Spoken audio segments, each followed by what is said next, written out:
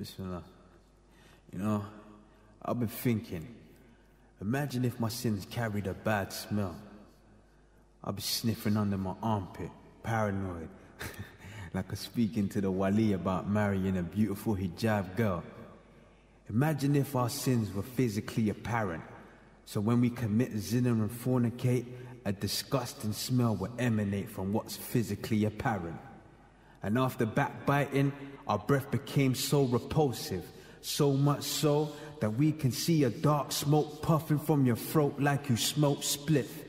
What if conjunctivitis covered our eyelids for every time a woman walked past and we followed our desires with a behind glimpse? Imagine earwax liquefied, secreting down the side of your face every time you threw a music disc inside. Imagine for every time she removed her scarf when the heat's up, flakes would peel up from her scalp, hairpiece clustered with alopecia. Imagine for every salah I miss, Allah would inflict me with a deformity. How would I appear in the community?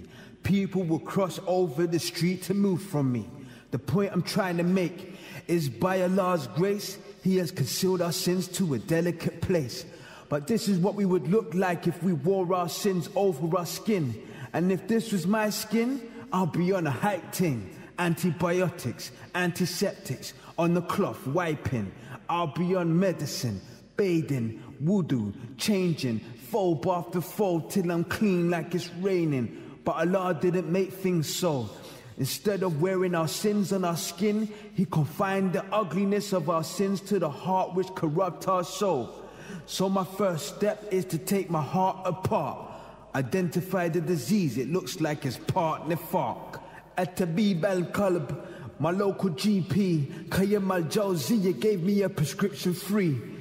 It said, take the necessary precautions towards keeping it clean, because you might find yourself not progressing in deen. If your tongue and your heart is corrupt, your iman will lean. And this explains why lectures ain't penetrating your heart.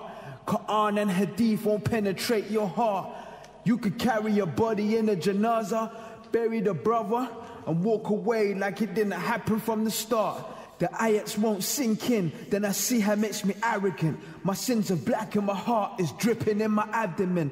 I need to clean it like a glass before I pour in a fresh juice.